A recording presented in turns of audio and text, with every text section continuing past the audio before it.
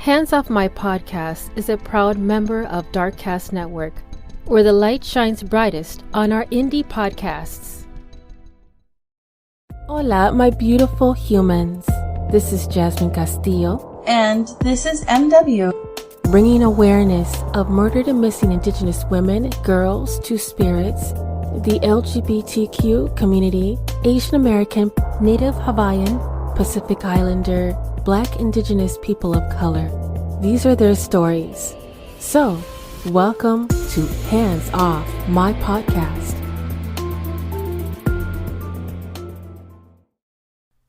Part 2. Ellie Green, a mother and a homebody, went missing in 2019. Angela obsessively loved her daughter, but gets into an argument with her. The argument was over her daughter's increased independence. Once the fight reaches the top, Angela asks her daughter to leave the home for the first time. The last time daughter Ellie sees her mom is when she's backing out of the driveway. Through her tears, she watches her mother go back into the house. The circumstances around her disappearance are strange. This case is a missing person, but is being investigated like a homicide. This is Angela's story.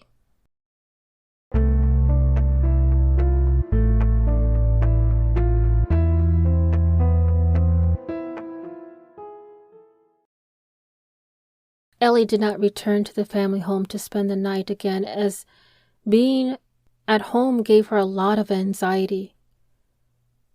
She became mildly alarmed when her father suggested putting up pictures of Angela. Jeff wanted to remember the good times with her. All the while this was going on, Ellie had been sharing all her news with her boyfriend's family. They were curious, and Ellie fills them in on her personal history. Angela's behavior became stronger the closer Ellie got to high school. Things like hoarding and trying to make it so there wasn't a place to sit in the home. Angela would share her daughter's bedroom as well. The boyfriend's family still found Ellie's father's behavior at this time extremely strange. Jeff never asked her to go home and didn't try to get her an apartment or a place to stay. What was extremely nerve-wracking is that 1 week later, Jeff contacts Ellie and says that her mother is gone. According to the news source, Jeff canceled his cell phone line and took on Angela's number as his own. As 4th of July rolled around, the neighbors noticed the triangle islands in the neighborhood intersections were not weeded. Angela usually decorated American flags, but only one shows up in the unweeded triangle, and then it stays up longer than usual.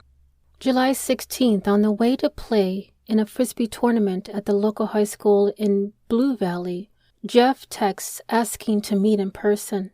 Ellie asks if this was Angela and wants him to call or text instead. The reply was simple yes, and that they needed to meet in person. Ellie agrees to meet late after the game at her boyfriend's house. Around 10 or 11 p.m. on that night, Jeff pulls up to talk to Ellie. As Ellie and her boyfriend retrieves a lamp from the car nearby, Jeff says Angela died of a stroke, a phrase that later surprised her as he rarely used her name, but would say Mom. As Ellie cried and dropped to the ground with her head in her hands, after hearing the news given to her by her father, that her mom had died of a stroke in a mental hospital. Jeff then attempts to hug his daughter, but she said she did not want him to hug her. Ellie said she crouched in the driveway and went into shock as her world went fuzzy. After her father leaves, her boyfriend gets her inside and she collapsed on the couch sobbing. Her boyfriend's father comforts Ellie through the night. She later points out that her father didn't get any details and thought it was weird that he was too busy at work to listen to them. During regular family phone calls, Jeff would excuse himself to talk. During this horrific news and event, this made Ellie's boyfriend's family pull her closer into theirs and they tried to get answers for her. They invited Jeff over for dinner or go out to lunch for the next day, and this would be their first face-to-face meeting on July 17th. A lunch with the boyfriend's family was accepted, but awkward. The food served was Ellie's comfort of the time, some grilled cheese and tomato soup. The family was ready for a somber lunch and wanted to comfort Jeff about Angela, but he brushed away any conversation about Angela and gave limited information. It was mentioned by one of the family members that in experience, most people going through the loss of a loved one, they want to talk about their loved one, but Jeff instead preferred to talk about his life in China and work. Family described Jeff as a shy man of few words. There was no autopsy, no funeral plans, no obituary, no examination or explanations. Ellie's boyfriend's family tried to press how important these things would be for her, for Ellie. The meeting ends with Jeff giving his daughter one hug and him leaving. Ellie assumes her father would tell the rest of the family what happened when he was ready. He states that he was very emotional and busy. Months go by, and even though Ellie prompts him every couple of weeks to tell the family, he never does. This is also the reason he gave on why there was no funeral or obituary. Jeff does tell Ellie's boyfriend's family that he wanted to write an obituary and look at the medical records, but he never followed through. Ellie did not press her father because she wanted to respect him. Also, she herself was not ready. As time went by, Jeff attended Ellie's boyfriend's family events, such as barbecues and holidays, and that family tried to get information out of him, but he divulged nothing. Angela's maternal family did start to notice an absence in phone calls and communications. They were not worried until closer to fall, when a family marriage was getting closer. This time was very hard on Ellie, who had never experienced the loss of a family member before. She hadn't even attended a funeral before. This was her worst nightmare come true. Grief, denial, anxiety, and depression followed for about 2 blurry months. She lived with her boyfriend's family and took anxiety medications to deal with the lack of sleep. She met with her father every other week for a simple meal. She began to pelt her father with non-stop questions until he deflected and shut down. At first, Ellie assumed this was how he dealt with death. Authorizations for cremation supposedly took place during this time frame. Ashes had allegedly been delivered to the family home by a white male in his 40s. Jeff did not have proof of this event taking place, including no proof of ashes. Jeff did go online and buy an urn. The ashes delivery cost about $1,500 to $1,800 in cash up front. The only evidence of the events is that the police confirmed an urn purchase online, and that was it.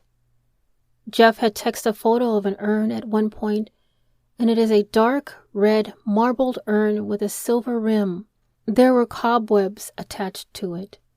It appears to be the type you can order via Amazon. Ellie said her father handing over a large sum of money like that without questions was unusual. It was his character to be particular over money matters. Even the questions about the mortuary and the cremation were ignored. September of 2019. Jeff asks his daughter to forge an insurance policy. Ellie's signature could pass as her mother's. At the time, he had told his daughter that document was a retirement benefits package. This document is now in police custody. In November 2019, Jeff tells someone from his side of the family that Angela has died at home. And Ellie was unaware of him telling his family this until December of 2020. After hearing the big news, this family member travels to visit them. On December 10th of 2019, a new property was purchased in another part of the state, only an hour west of the family home. This property was supposed to have been given to Ellie and her friends as a place to stay. It is unclear if Ellie takes Jeff up on the offer, but either way, a lot of construction happens at this home. Also in December, Jeff showers his daughter with gifts, shopping, and anything she wanted. This and the house Ellie thinks was a distraction to keep her busy, as Jeff would press her for paint color and towel choices. He would also use the home as a way to avoid any difficult questions about Angela. The first Christmas without her mom was sad and lifeless. Angela was usually the one to make Christmas come alive, and she would go all out. They went to the paternal family for Christmas, but nobody mentions Angela. Ellie stopped asking questions during the Christmas season. Jeff always looked like he was on the verge of tears. He didn't want to talk about Angela at all, and that was unusual because they used to talk about her a lot. January 2020. A few weeks before New York became a COVID-19 epicenter, Ellie feels grounded and wants to find the truth. Determined to get answers, she sits down and comes up with a plan. She writes a list of yes and no questions like a lawyer would ask her father. Avoiding anything emotionally charged, she leaves the list to have him fill out. Jeff said he would fill the list, but he never does.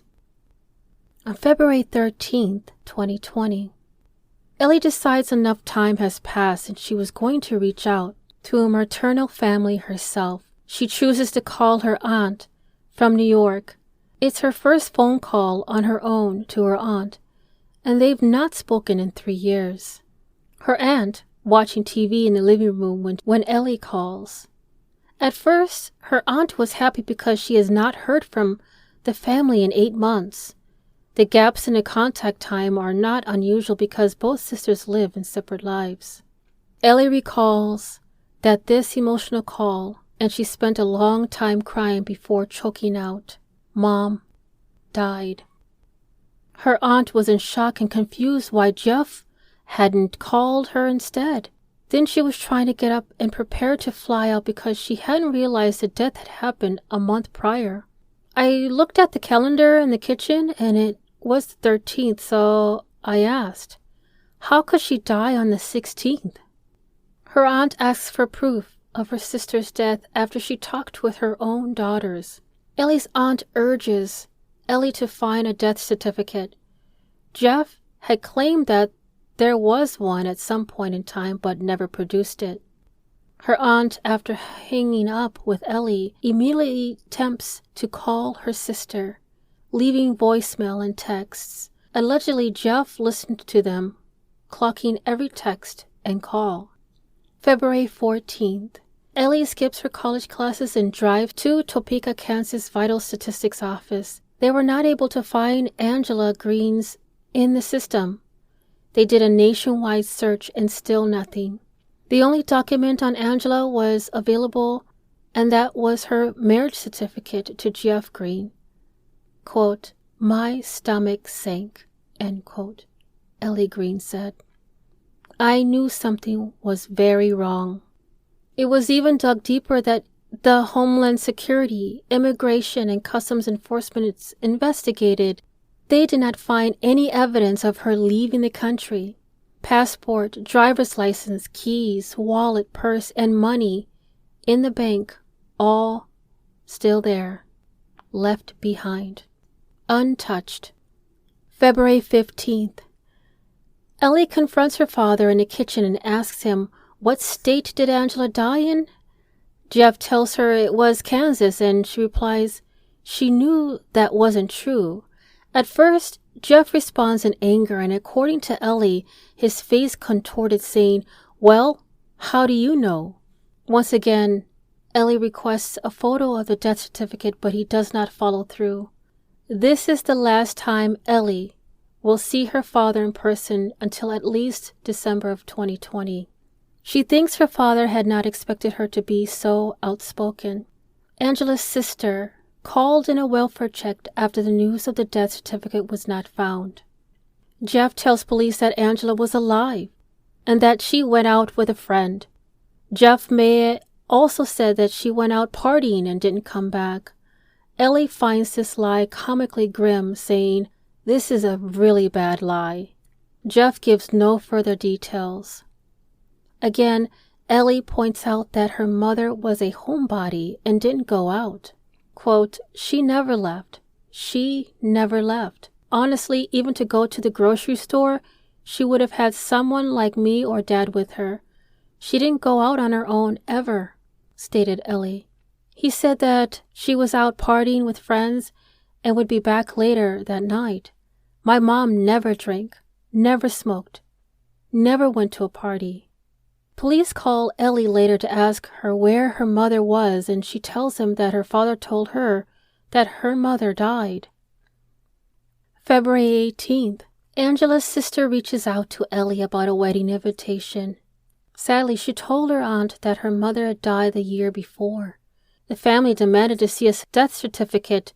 When Ellie went to Topeka and realized one was never given, she called Prairie Village Police Department and filed a missing persons report. Jeff called while she was there with detectives, and she put him on speaker and recorded the conversation. Under the show notes, you'll be able to read some of the recorded phone conversations between Ellie and Jeff.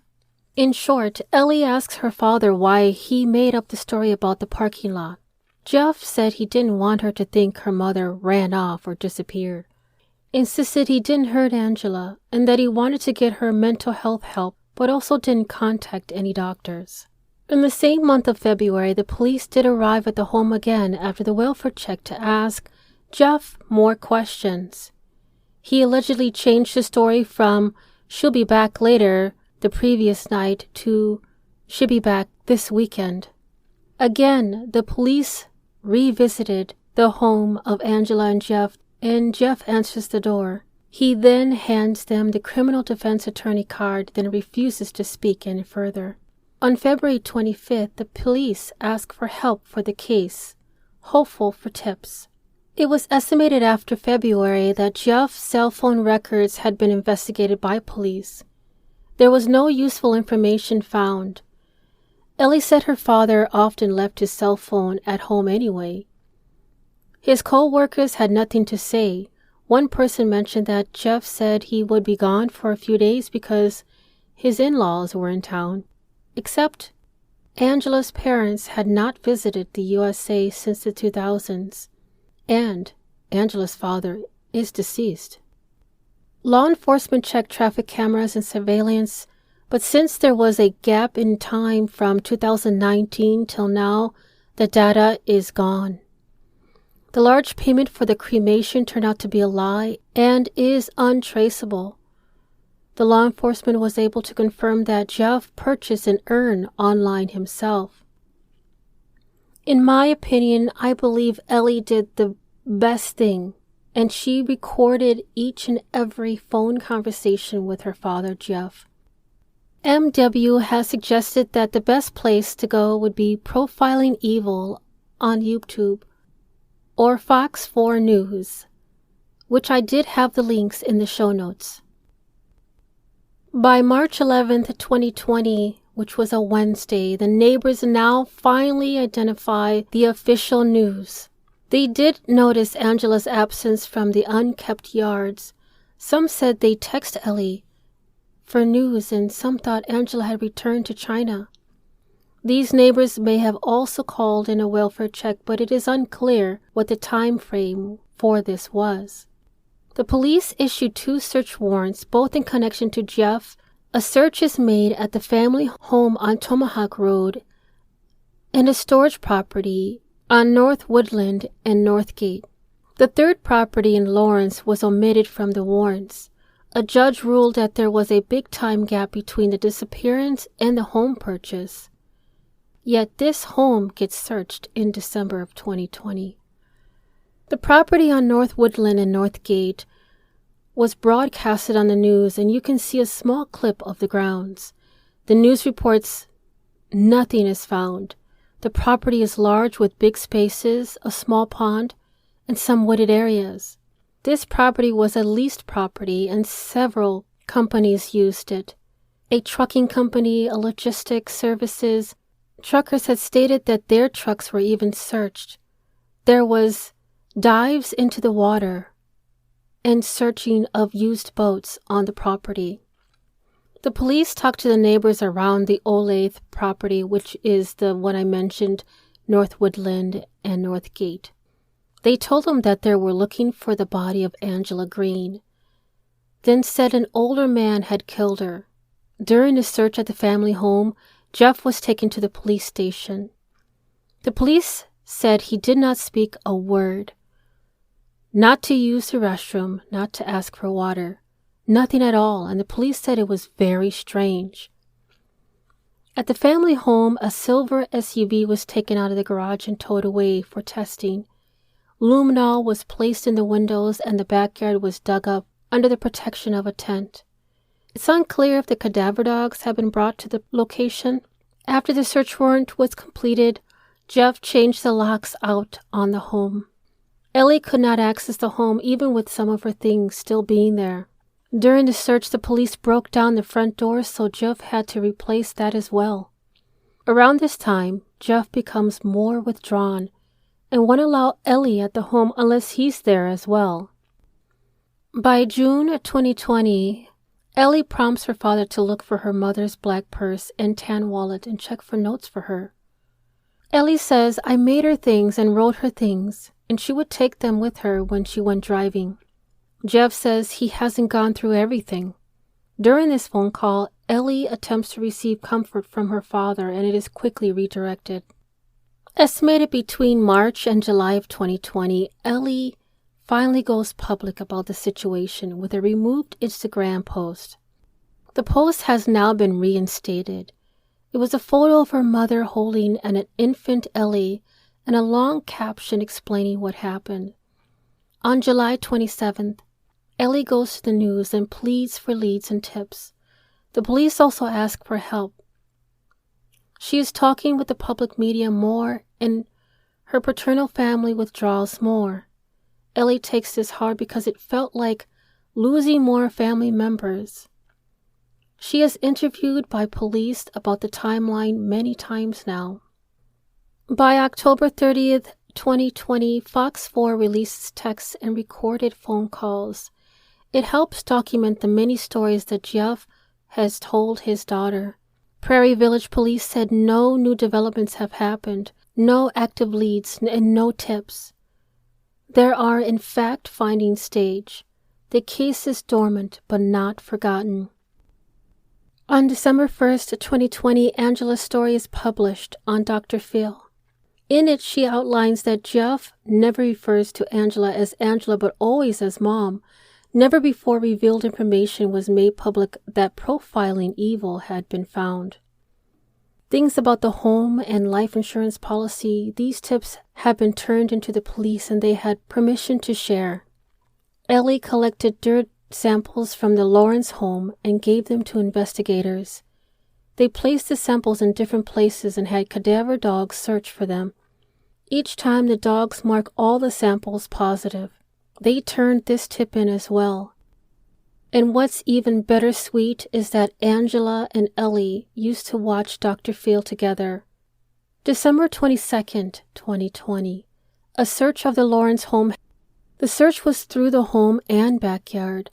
They said credible tips led them to search the property, and the police said they did not find anything.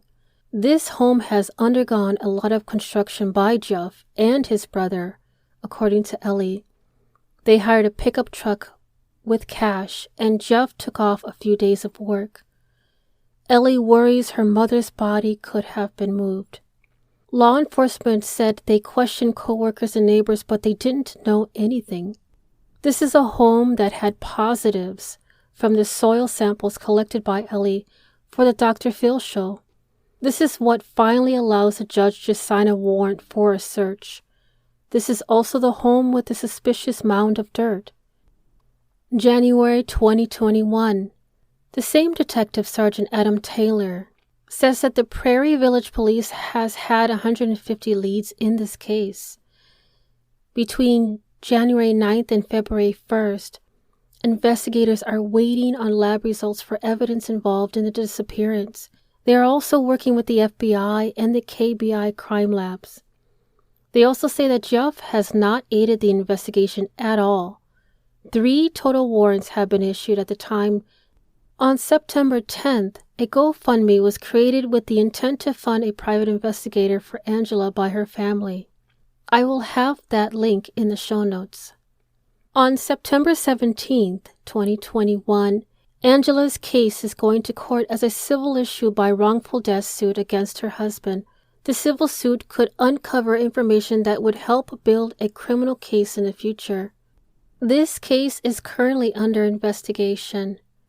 Jeff Green is not a named suspect or person of interest. The police admit his stories are concerning. If you have any tips on this case, please contact Prairie Village Police Department at 913-642-6868 or the Crimestoppers Tips Hotline 816-474-8477. I would also like to encourage you to share her story and donate to her GoFundMe to hire a private investigator.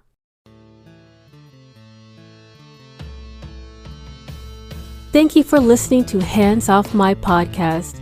If you are enjoying the podcast and you'd like to support the mission, I do have a Patreon membership that will help the cause and bring more detail on cases and stories from the people of color community. If you yourself has a lost loved one or a story suggestion, please don't hesitate to contact me at email handsoffmypodcast@gmail.com.